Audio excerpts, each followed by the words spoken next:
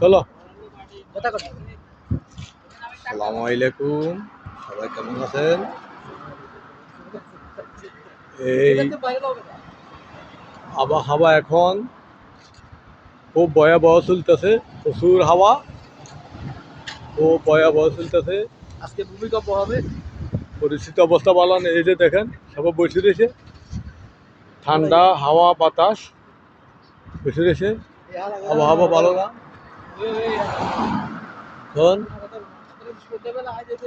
পরিস্থিতি অবস্থা ভালো না, ডাউন সিজন কাজকর্ম ঠান্ডা চলতেছে।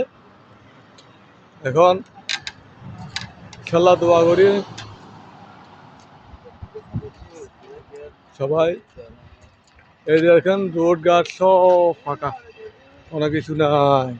এই যে দেখেন